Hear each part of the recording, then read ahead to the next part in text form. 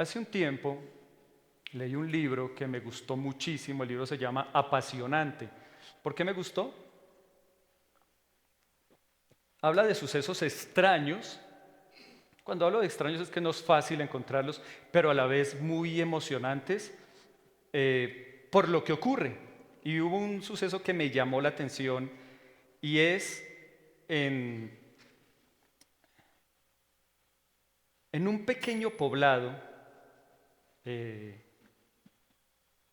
perdón, en un pequeño poblado, una tribu encontró una manera para cazar lobos. Ahora, y no un solo lobo, porque eso me llamó la atención, sino para cazar una manada de lobos. Esta tribu era del Himalaya. Ustedes saben que el Himalaya es muy frío. Ustedes dirán, ¿para qué ellos necesitan la piel de los lobos? Precisamente para cubrirse del frío tan fuerte que hace en ese lugar. Entonces piensen en eso. ¿Cuántas veces un perrito por ahí medio pequeño nos muestra los dientes y nosotros nos asustamos, cierto? Piense en un lobo y no, ahora no piense en un lobo, piense en una manada de lobos. Y esta pequeña tribu ideó una forma de cazar, no un solo lobo, sino una manada entera de lobos. ¿Les gustaría saber cómo lo harían? ¿Qué creen? ¿Cómo podría cazar una manada de lobos? Podemos pensar muchas cosas, ¿cierto? No, todos se hacen en lugares escondidos y cuando están allá les lanzan flechas y esto y lo otro. Y bueno, podríamos hacernos toda una película de acción basada en cómo poder cazar no solamente un lobo, sino una manada de lobos. Pero ¿saben qué era lo interesante de esta historia? ¿Saben cómo los cazan? El Himalaya es muy frío. Simplemente cogen sangre, mucha sangre, y un cuchillo de doble filo y lo sumergen una vez y lo sacan. Vuelven y lo sumergen otra vez y lo sacan, lo hacen en varias ocasiones hasta que forman una paleta de sangre. Eso es lo que hacen. Cubren el cuchillo de sangre y lo clavan en la nieve. ¿Qué ocurre? Los lobos, obviamente con su fino olfato, huelen la sangre y la empiezan a lamer.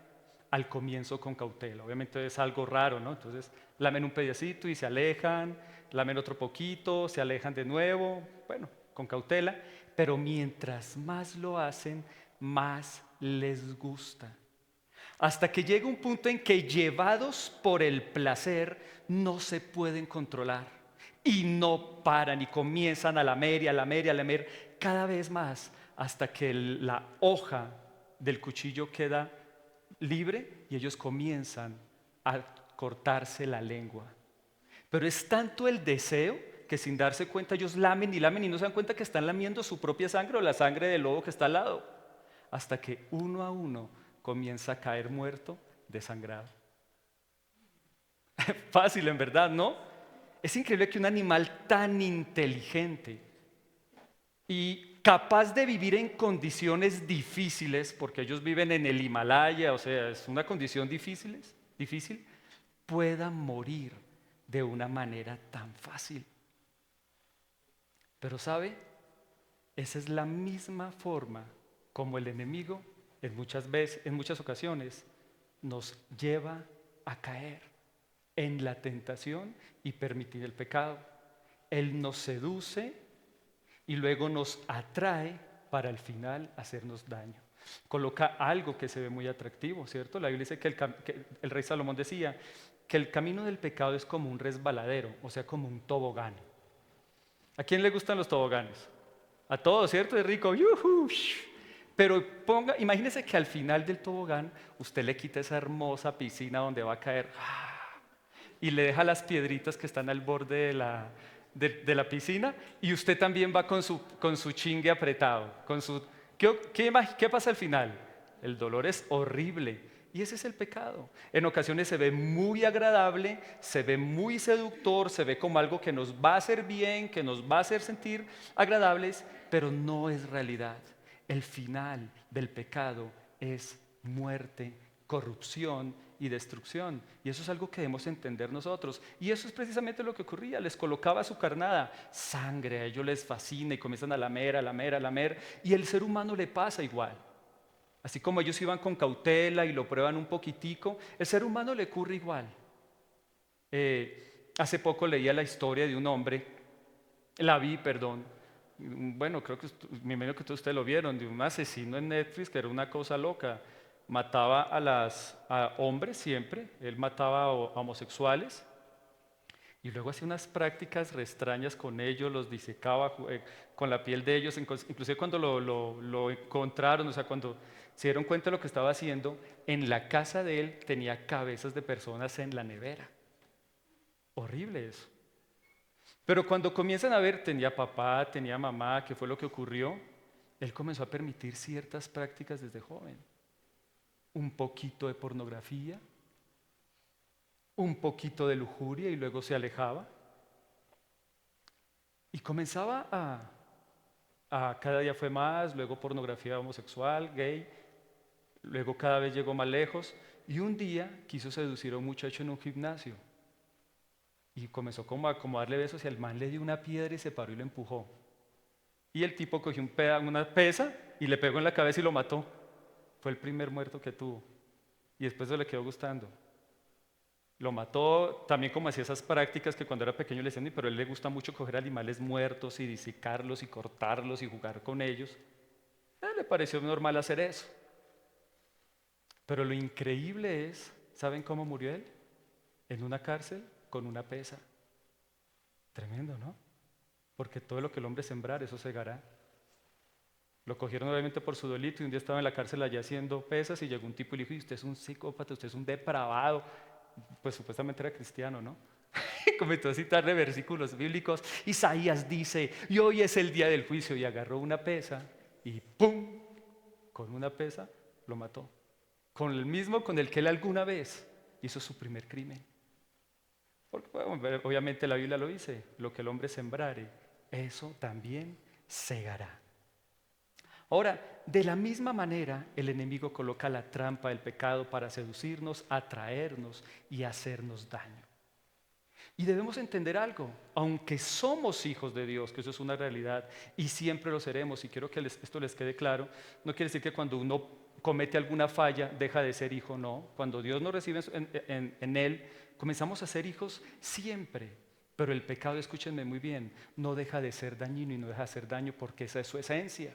El hijo pródigo era hijo y se fue, y por ser hijo no dice que se fue y derrochó y malgastó sus bienes en pecado y le fue súper bien. No, la Biblia es clara en decir que cuando comenzó a gastar sus bienes y todo en el pecado, le comenzó a faltar, comenzó a tener necesidad y ustedes saben cómo volvió a la casa del padre, completamente andrajoso, sucio, hambriento, hasta yo creo que con un dolor horrible de estómago porque se estaba comiendo las algarrobas de los cerdos.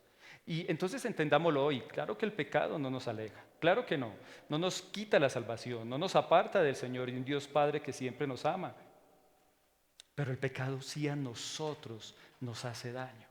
Entonces, ¿por qué el Señor nos recomienda tanto alejarnos del pecado? Porque nos ama tanto que no quiere que nos hagamos daño. Es por eso.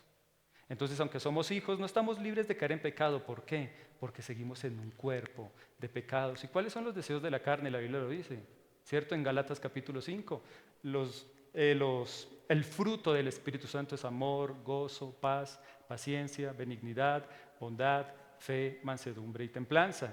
Pero también la Biblia nos habla de que hay unas obras, no le habla de fruto, porque el fruto es algo bueno, es algo que hace bien. Habla de una obra de la carne que son celos, iras, contiendas, divisiones, pleitos, malos deseos, lujurias, fornicaciones, enemistades. Un paquete horrible que es el paquete que trae el pecado y que viene, ¿por qué? Cuando todavía tenemos esta carne. Obviamente, sabemos que nosotros los hijos de Dios tenemos una ventaja muy grande y es que cuando andamos en el Espíritu, ¿qué ocurre? Hacemos morir las obras de la carne y podemos vivir por encima del pecado por mucho tiempo. Créanme que uno puede hacerlo. Por muy buen tiempo uno puede andar libre del pecado, pero hay que reconocerlo. Hay momentos donde va a llegar, donde nos va a querer hacer daños. Entonces, ¿qué podemos hacer cuando ya el pecado entró? ¿Qué podemos hacer cuando ya estamos comenzando a permitir hábitos pecaminosos que, como les explica, el pecado da a luz, la muerte? ¿Qué debemos hacer? ¿Les gustaría saber qué deberíamos hacer? Esto es bien importante, porque esto lo va a ayudar mucho a su cercanía a Dios. Y sobre todo su cercanía a Dios cuando usted siente que en algo ha fallado. Por eso quiero que usted hoy me ponga mucha atención porque, como les comento, por este cuerpo y por esta carne, es algo que de una manera, quizás no todos los días, pero sí continua vamos a tener que hacer. Cuando sentimos que el Espíritu Santo en algo nos está diciendo, por ahí no es. Habrán cosas, quizás que nos las comete, no somos perfectos y nuestro Dios es 3 veces santo, o sea, su santidad es santo, santo, santo. Pero hay muchos momentos donde en realidad el Señor ni se fija y sabe que en la comunión con Él nos va limpiando de esas cosas y nos va haciendo mejor. Pero sí hay ciertas cosas en ciertos momentos de la vida donde sabemos que el Espíritu Santo nos habla el corazón. Nos dice, por ahí no es. Ten cuidado con eso. Y uno sabe que como que el corazón comienza a palpitar más rápido y ese es el Espíritu Santo diciéndonos, ten cuidado con eso. Ahora, y lo que podemos hacer es, el Señor nos dio la confesión como la forma para ser libres del pecado y sus consecuencias. Cuando nos arrepentimos, estamos delante de un Padre que nos ama. Esto es bien importante, no delante de un amo autoritario. ¿Por qué es importante esto? Porque a veces sentimos que cuando fallamos, Dios está completamente furioso. Y Él no quiere que nos acerquemos para nada. Y Él nos dice, ¿sabe qué? Vaya y arregle sus problemas. Y cuando arregle sus problemas, ahí sí venga y hablemos. Pero yo así sucio no lo recibo. Esa no es una imagen del Padre. La imagen del Padre es la imagen del Hijo pródigo. Cuando el Padre lo vio desde lejos a su hijo, todo andrajoso, todo sucio, delgado, porque solo estaba comiendo algarrobas de los cerdos, la Biblia es clara. El Padre corrió a él porque lo amaba y lo besó. Entonces lo primero que vamos a hacer es quitar la idea que el arrepentimiento es, estamos frente a un Dios dictatorial o autoritario que está furioso y que cuando nos acerquemos nos vamos a preparar porque nos va a lanzar muchos castigos. No es así. Estamos ante un Dios que nos ama y que nos quiere ayudar y sacar de esa situación. Esta semana me pasó algo muy bonito. Estaba vistiendo a mi hija por la mañana, Lucianita, ella es inquieta y pues por la mañana nos toca correr. Y yo vistiéndole ella no se dejaba. Yo, hija, rápido, rápido. Y en una de esas llegó y se volteó durísimo y me dio un golpe. No le quiero decir dónde, pero me dolió horrible. Yo, ¡ay, hijita! Y claro, me molesté. Yo, hijita.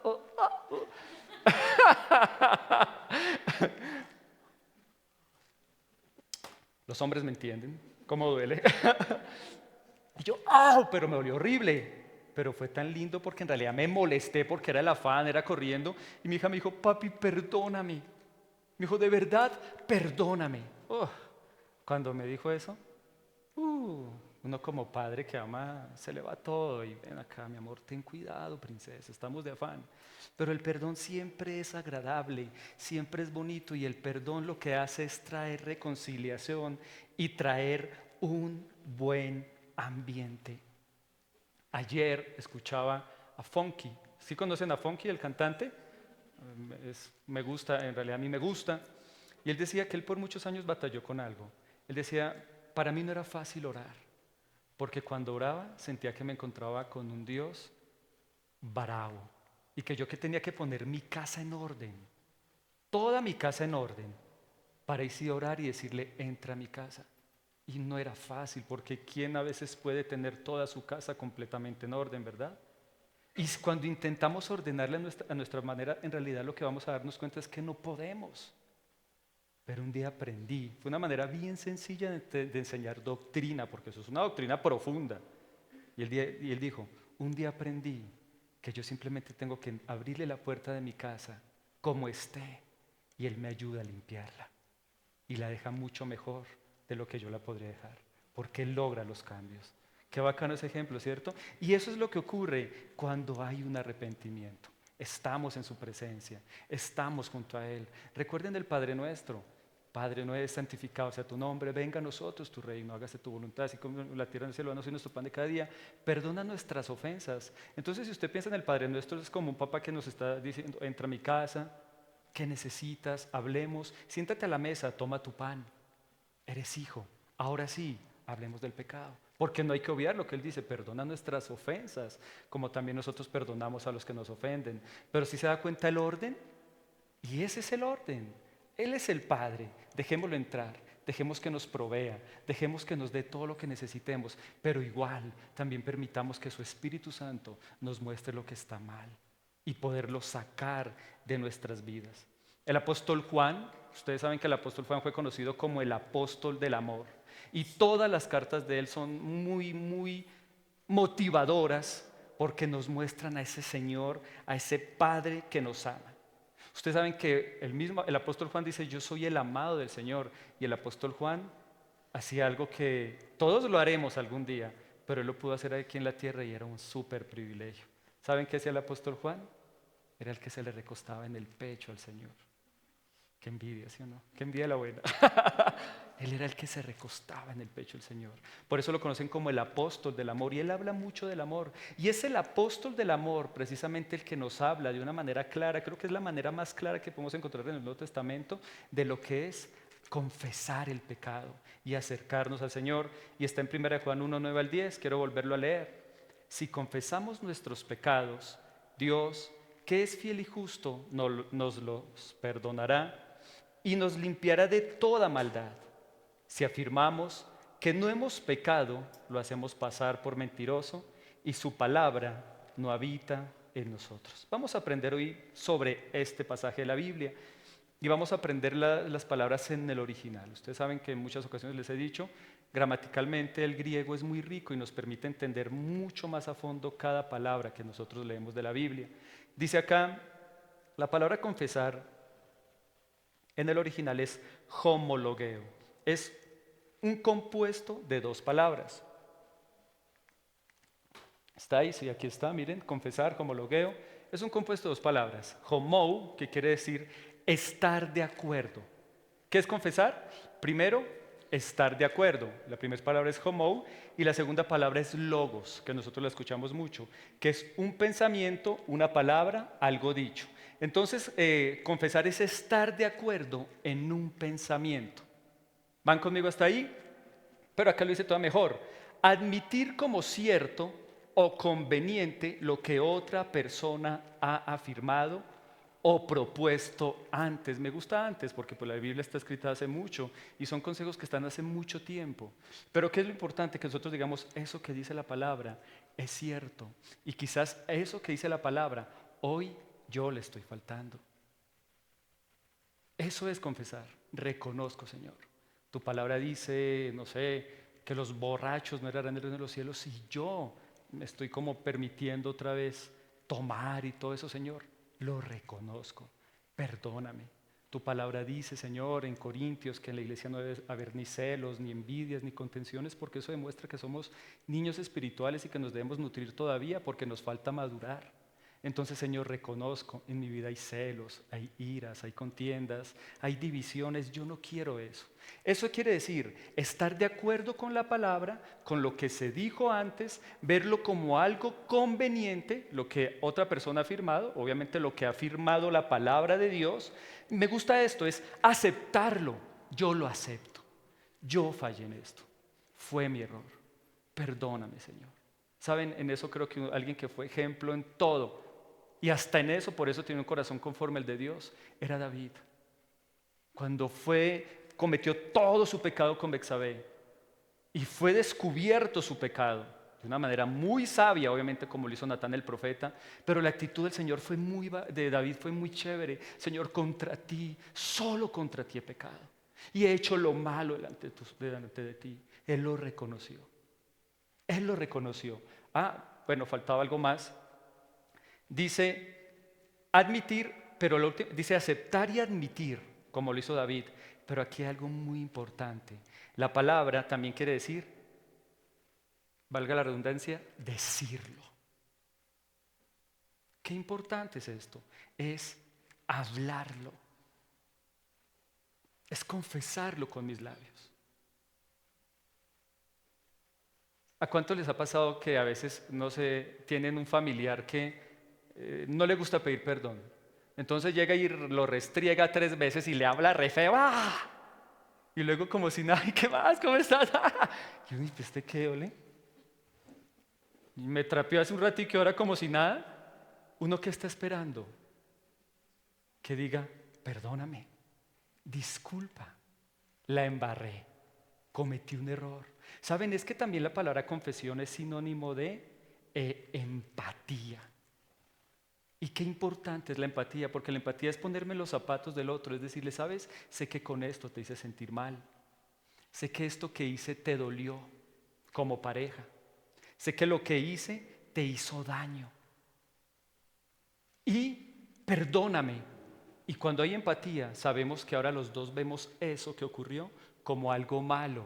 ¿Y qué queremos ahora? Juntos salir de esa situación.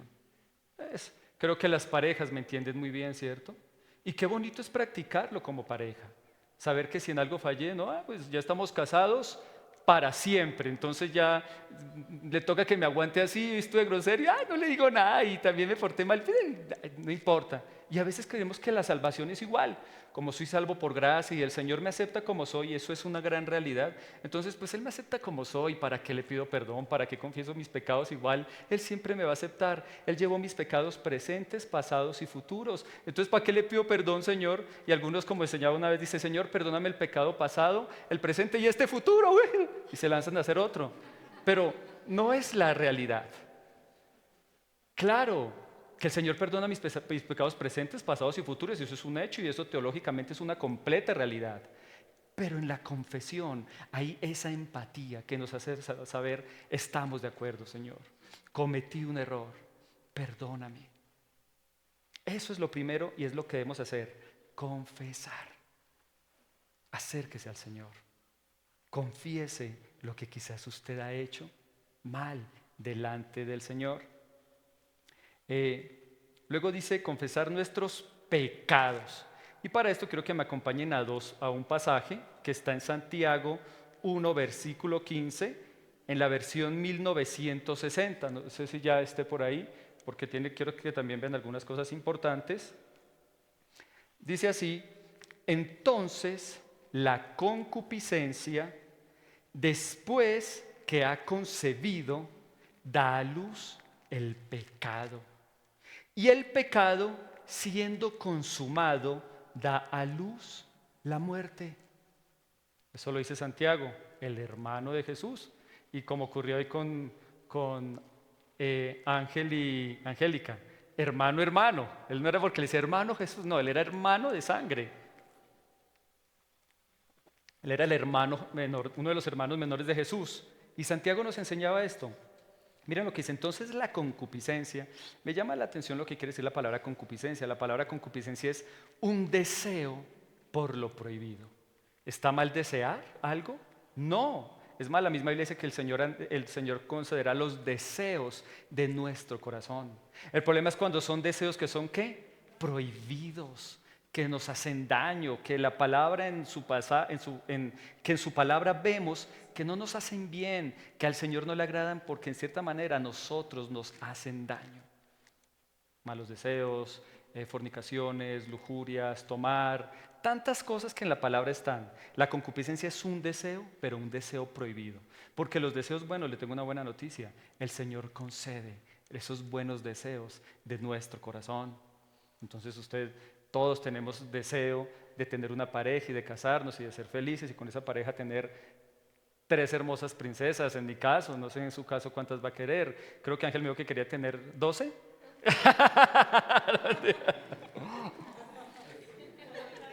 La docena. Y qué bonito es eso. Pero ¿cuándo es un mal deseo? Cuando quiero practicarlo fuera del matrimonio. Cuando quiero adelantarme para que me escuchen los jóvenes.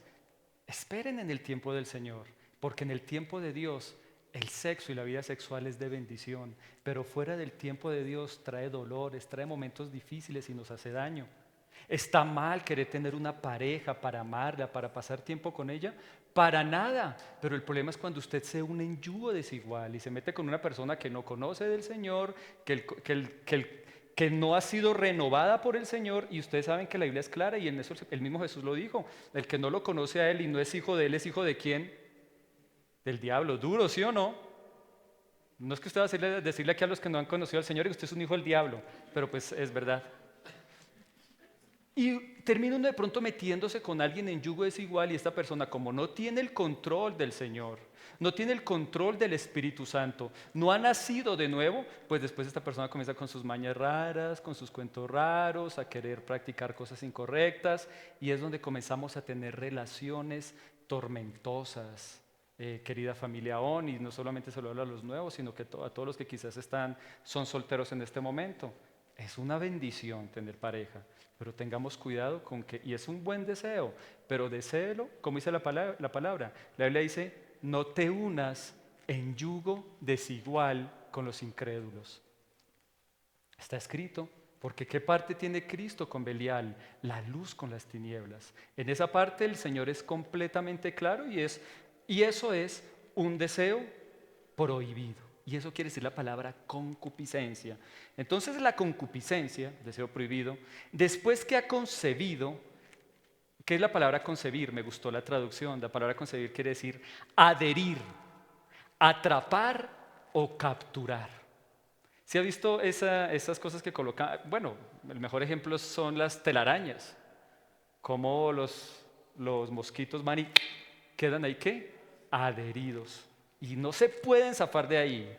Es también, ¿qué? Como dice ahí, atrapar y capturar. Como lo que hacían estos esquimales en el Himalaya con los lobos. Los atrapaban, los capturaban. Primero los seducían, su concupiscencia, su deseo, y luego los atrapaban. Después que ha concebido, o sea que ha sido adherido, que los atraparon, que fueron capturados, da a luz el pecado. Y el pecado, siendo consumado, o sea, cuando se ha practicado, da a luz la muerte. El pecado, querida familia ON, debemos entenderlo, da a luz la muerte. Hace un tiempo, yo creo que algunos de ustedes saben, no sé si todos, quizás de pronto los que están en la reunión del equipo de servicio, les comenté algo que me pasó y fue que me salió una bacteria. Eso se llamaba, ¿cómo es? Un nuche, un nacido. Bueno, esa vaina me dolía horrores. Preciso me salió a final de año. Entonces yo manejando a Cartagena con un nacido, lo tenía acá debajo de la axila, y eso yo era manejando así, con el brazo así, no podía coger la barra acá así, era una cosa horrible, me dolía horrible. Yo me acuerdo que mis hermanos decían, y esa vaina tiene vida, esa cosa tiene vida porque todo el tiempo yo era así y tenía vida, porque el 31 quería ver las luces, no me dejó bajar el brazo, todo el 31 se la pasó viendo el alumbrado así. Y yo no podía bajar el brazo porque me dolía horrores. Ahora, y entonces pues obviamente averigüé sobre eso.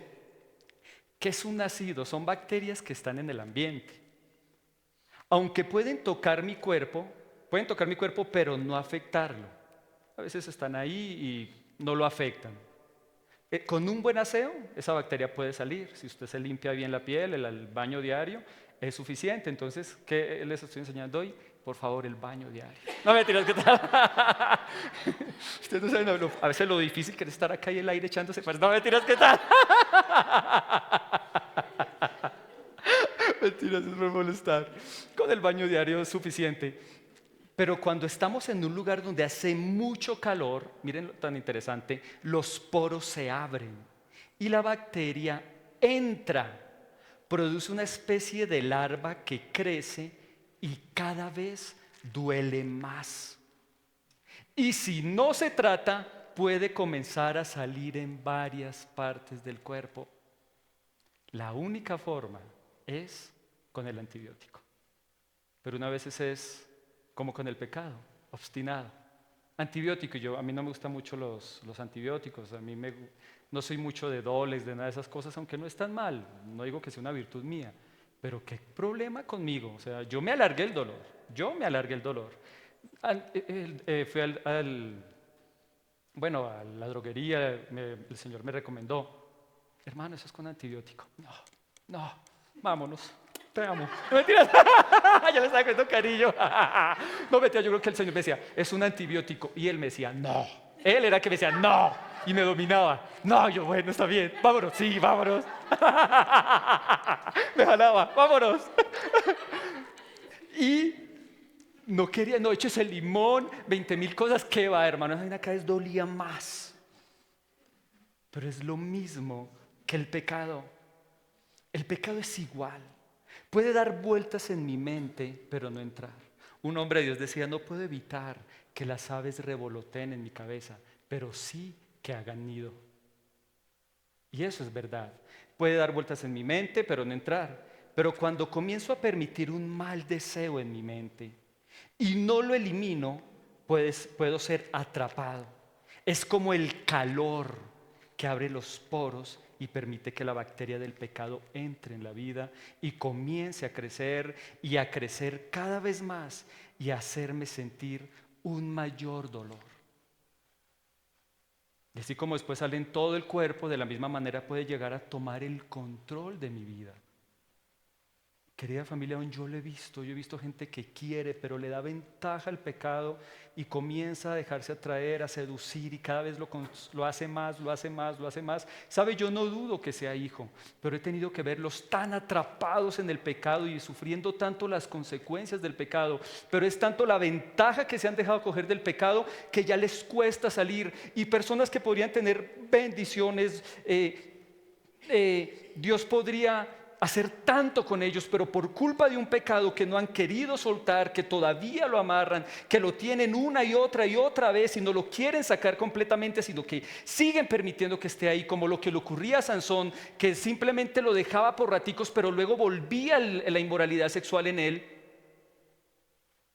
nos impide lograr todo lo bueno que el Señor tiene para nosotros y que Él quiere hacer para nosotros. Recuerdo cuando yo estaba en el ejército, había un muchacho, él comenzó a asistir a la reunión que yo hacía una reunión en la biblioteca donde yo predicaba la palabra. Y él comenzó a decirme, Carlos, él estaba en el choque le voy a explicar qué es. Era en lo que yo estaba igual, cuando uno tiene que madrugar demasiado, prestar mucha guardia. Yo tengo fotos de cuando yo estaba en el ejército, era todo chupado, así todo flaco, de no dormir casi, uno dormía 3 horas. Eso, uno se dormía hasta en un ladrillo a veces del sueño que le daba y si uno se acostaba en un ladrillo ahí quedaba, porque era mucho el cansancio, él estaba en el choque. Y yo aparte del choque por las noches iba y daba prédica. Cualquier vez, no, eso es mucha. Pero en realidad cuando uno está enamorado uno hace lo que sea.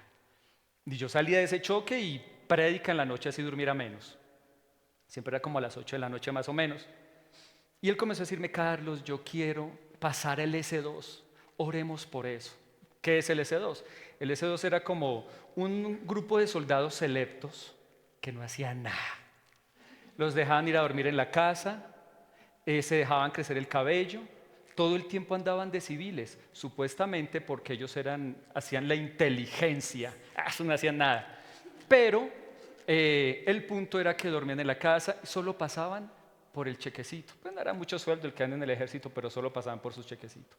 Y él decía, Carlos, yo quiero estar en el S2, estoy cansado de este choque, ayúdeme. Y yo me acuerdo que nos metimos a orar con él. Y yo, Señor, ayúdalo, tú concedes los deseos del corazón. Y él venía asistiendo juicioso. Bendícelo, Señor, por favor, y que él pueda entrar al S2. Eso era un milagro, hermano, como levantar un muerto. ¿Por qué? Porque en realidad para estar ahí tenía que ser los que tenían un contacto con un general, con un mayor, un puesto así bien importante que podían estar en el S2. Pero Dios hizo el milagro. ¿Cuántos sabemos que el Dios de On es un Dios de milagros? Dios hizo el milagro y el hombre entró allá. Entró allá y después, adiósito mi hijo, no lo volví a ver, ya no iba a la reunión, ya el Señor me hizo el milagro, ya el Señor me ayudó. Cuando yo lo invitaba, oiga, ¿qué pasaba? ¿Por qué no ha ido? Ay, hermano, él estaba muy ocupado, ta. Ya su actitud cambió, ya su forma de ser, ya no era el mismo, uy, Carlos, ayúdame, ora por mí, sino, no, es que tal cosa, es que yo soy del S2. Cambió su postura. El hecho fue que dejó de asistir y de repente, un día me dicen, Carlos, este mancito está donde el mayor, porque lo van a meter al calabozo. Comenzó a tomar, comenzó a alejarse del Señor, comenzó a permitir malas amistades, comenzó con todo eso. El hecho fue que se ganó su calabozo y después de su calabozo, ahí estaba otra vez al lado mío en el choque. ¿Qué hice yo? Pues es mi amigo y al fin y al cabo a gracia fuimos llamados. Ahí se la ha pasado otra vez conmigo. Pero ahora le tenían una piedra, porque todos los que están en el S2 los llaman los soldados, es una palabra fea. De los que están en el ejército sabrá cómo se les dice, pero son como soldados flojos. Entonces, porque tienen privilegios. Y a nadie le gusta obviamente que un soldado tenga más privilegios que otros.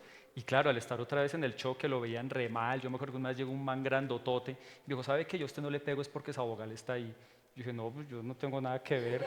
Y ¡pum! Le pegó un golpe y lo mandó. Y yo, ay, perdón. Pero ¿por qué ocurrió todo eso? ¿Por qué le pasó eso? Permitió la concupiscencia, tuvo la bendición, tuvo el favor del Señor, pero de repente comenzó a permitir el pecado en su vida, y comenzó a apartarse. Mis queridos, el pecado, debemos entenderlo. Así como ese Nuche, yo seguía siendo hijo de Dios con ese Nuche, pero ahí estaba molestándome la vida. Así seamos hijos, el pecado nos hace daño. Pero mire tan bonita esta palabra, dice, si confesamos nuestros pecados, Dios es fiel y justo. La palabra fiel, ¿sabe qué quiere decir? El Señor hizo un compromiso, y es que nosotros, los que creemos en Jesús, somos aceptados y amados. Y siempre en el Señor encontraremos ¿qué? Perdón. Porque Cristo fue el Cordero de Dios que se llevó el pecado del mundo. Y Él siempre, como dijo el apóstol Juan el Bautista, Él siempre está ahí para ayudarnos en nuestras debilidades. Hay un pasaje súper lindo que dice, Primera de Juan 2:1, voy a leerlo en la Nueva Versión Internacional. Mis queridos hijos, les escribo estas cosas para que no pequen, pero si alguno peca, tenemos ante el Padre a un intercesor, a Jesucristo el justo. Y el Padre es fiel, y nuestro buen Jesús siempre está al lado. Aparte que el Padre nos ama, nuestro buen Jesús está ahí para decir, Señor, perdónalo, otra vez metió las patas, pero perdónalo, límpialo y ayúdalo, Señor. Esa es su naturaleza y eso es fiel. ¿Y qué quiere decir fiel y justo? Dios es un juez justo, entiéndanme en esto. Él es un juez justo. Y piense usted que usted pagó un crédito en el banco, no sé, de 10 millones y lo pagó todo. Y el día que lo acabó de pagar, lo llama otra vez el banco para decirle, oiga, que era para recordarle que tiene que volver a pagar el mismo crédito. ¿Usted qué diría? Eso es injusto, ¿verdad? Y si usted lo lleva ante un juez justo, ¿qué va a decir el juez? Usted no tiene que pagar nada, usted ya lo pagó. ¿Y qué quiere decir justo? Cristo en la cruz ya pagó todos nuestros pecados, de tal manera que ahora las consecuencias del pecado ya no van sobre nuestras vidas porque Él las llevó todas. Eso es ser fiel y justo. Dios es justo. Y cuando yo voy a Él y digo, Señor, perdóname, claro que sí, porque Cristo ya llevó ese pecado y las consecuencias de ese pecado. Eso quiere decir, si confesamos nuestros pecados, Dios es fiel y justo para perdonarnos y limpiarnos de nuestra maldad. La otra palabra que utiliza aquí es perdonar. La palabra perdonar en el original es dejar ir. ¿Qué hace el Señor cuando le pedimos perdón con el pecado? Lo deja ir. Que se vaya de nuestra vida. Y no solamente esto, es que el Señor nada lo recuerda más. La Biblia dice que cuando el Señor perdona nuestros pecados, Él se olvida de ellos y Él no los recuerda más. A veces somos nosotros los que le recordamos más lo que hicimos en el pasado, pero el Señor dice, pero yo ya no me acuerdo de eso. Eso es dejar ir. No acordarse más del pecado. Él nos lo borra. Escúchenme, Él nos ve como si nunca hubiésemos pecado. Y mire qué más dice, es fiel y justo para, mire tan bonito que es este pasaje, todo el tiempo es bonito. Si confesamos nuestros pecados, creo que lo único no tan bonito es la palabra pecado, pero todo es si confesamos, Él es fiel, qué bonito lo que es ser fiel, justo, qué bonito lo que les expliqué, para perdonarnos y limpiarnos. ¿Sabe la palabra limpiar en el original? Quiere decir quitar el pecado, limpiarlo, o sea, quitarlo, que ya no esté en nuestro corazón, pero no solamente limpiarlo, sino dejarlo puro. Es como cuando por fin yo me comencé a tomar ese bendito antibiótico, hermano. hasta que esa larva salió de ahí. Ya no está en mi interior y ya no me va a hacer más daño. Eso es lo que ocurre con el pecado. Cuando usted confiesa su pecado, Él lo perdona y Él lo limpia. ¿Sabe qué quiere decir esto? Esto es bien importante. Quiere decir que ese hábito pecaminoso que está dentro de usted y que le está haciendo daño, se va de su vida. Ya no lo puede ni controlar más, ni querer llevar al pecado, sino que lo deja completamente libre. Pero la palabra limpiar, sabe que en el original también quiere decir no solamente quitar lo malo, sino ahora también purificar, dejarlo puro. O sea que la limpieza es que nos quita lo malo, pero también nos coloca algo bueno. Eso ocurre siempre que usted busca a Dios. Siempre Él le va a quitar algo malo, pero también le va a colocar algo bueno. ¿Sí se dan cuenta cómo es de provechoso para nosotros acercarnos a Él y restaurar con Él todo? Y le voy a dar varios ejemplos. Quiero que me acompañe a Hechos 3:19. Lo voy a leer en la Nueva Versión Internacional. Hechos 3, versículo 19. Por tanto, para que sean borrados sus pecados, arrepiéntanse y vuélvanse a Dios. ¿Qué dice ahí? Hechos 3:19. Por tanto, para que sean borrados sus pecados, arrepiéntanse y vuélvanse a Dios, a fin de que vengan tiempos de descanso de parte del Señor. Si se da cuenta que una vez se practica el arrepentimiento, ¿qué ocurre? Los pecados son borrados. ¿Y qué más dice acá? Va a venir un tiempo de descanso. Él nos quita lo malo, el pecado quita la paz, el pecado roba la paz, el pecado agobia, el pecado cansa, pero Él nos trae descanso, paz, tranquilidad, seguridad. Y luego vamos a otro más, vamos a Segunda de Crónicas 7:14 y lo voy a leer en la Nueva Versión Internacional también. Segunda de Crónicas 7:14. Si mi pueblo, que lleva mi nombre, se humilla y ora y me busca y abandona su mala conducta, yo lo escucharé desde el cielo, perdonaré su pecado y restauraré su tierra. ¿Sí se da cuenta? El Señor no solo limpia, sino que también coloca sus bendiciones. Restauraré su tierra. ¿Saben? El arrepentimiento funciona de esta manera porque en su amor no hay condenación, en su amor hay perdón, hay sanidad, hay libertad y hay restauración. Voy a leerle Isaías 1, versículo 18 en la Nueva Versión Internacional. Vengan, dice ahí, Isaías 1:18, Nueva Versión Internacional. Vengan, pongamos las cosas en claro, dice el Señor. ¿Son sus pecados como escarlata? Quedarán blancos como la nieve. ¿Son rojos como la púrpura? Quedarán como lana. Todo el tiempo, escúcheme muy bien, cuando voy a Él, Él quita lo malo, pero no solamente quita lo malo, coloca lo bueno. Qué chévere es eso, ¿cierto? Qué bonita esa naturaleza del Señor. Hay un video, quiero saber si ya lo tenemos.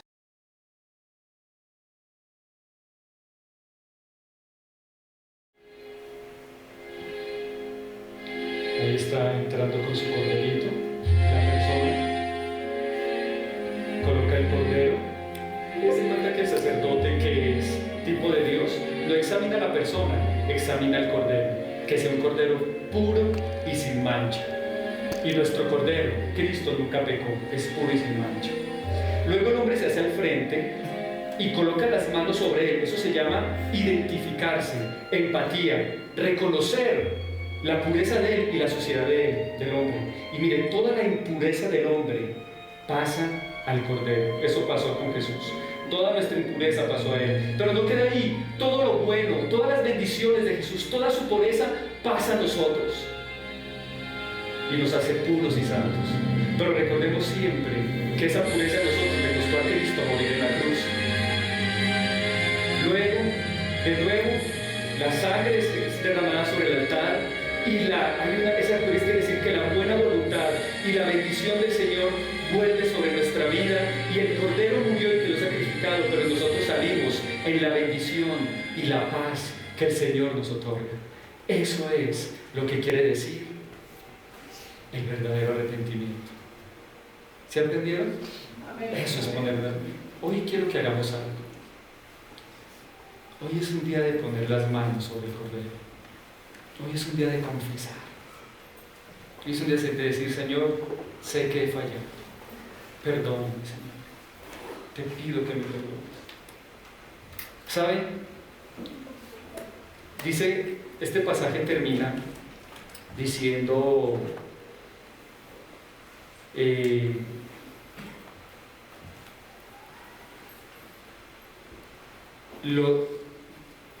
si afirmamos que no hemos pecado, lo hacemos pasar por mentiroso y su palabra no habita en nosotros. Un hombre de Dios que admiro demasiado, él fue un seguidor muy profundo de Pablo y a la vez Pablo fue un seguidor, Agustín de Hipona fue un seguidor de Pablo, pero a la vez Agustín de Hipona, Martín Lutero fue un seguidor profundo de él.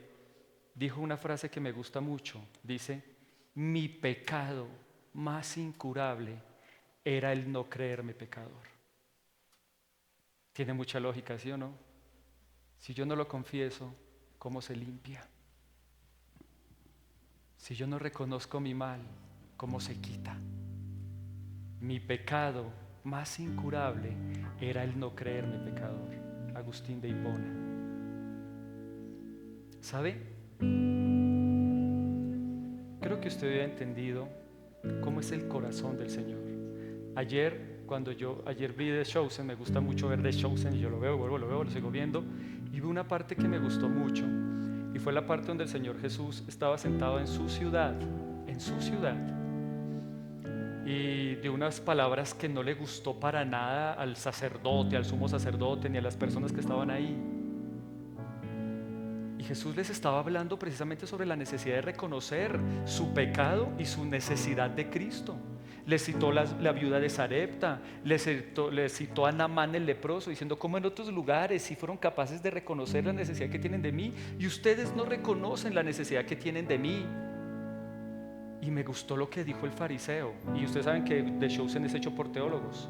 Dijo: tú sabes que nosotros somos la semilla de Abraham y en nosotros no hay pecado. ¡Wow! ¡Qué soberbio!, ¿no? Por eso no se pudieron acercar a Jesús para que Él los limpiara. Ellos pensaban que era la semilla de Abraham y que no había pecado. Y cualquier cosa que nos lleve a pensar que no tenemos que pedir perdón por nuestros pecados, mis queridos, no es ideal. En el caso de ellos se sentían demasiado santos. No dice que en el santo de nosotros que nos sintamos con demasiada gracia y que entonces llegó mi pecado para pasado o futuro, entonces tengo que pedir perdón de nada. No. Qué bueno es confesar. Qué bueno es pedir perdón. Y hoy yo quiero que lo hagamos. Que usted lo haga con todo su corazón. Pero que usted se asegure que ese nacido, como en mi caso, de pecado que está en usted, hoy va a salir de su vida. Ya no lo va a molestar más. Pero para que ocurra, lo que debemos hacer es reconocer nuestro pecado. Quiero dejar de nuevo leer eso, lo que dijo Agustín de Hipona: mi pecado más incurable era el no creerme pecador. Y ahí donde está, por favor, lo invito a que se ponga en pie.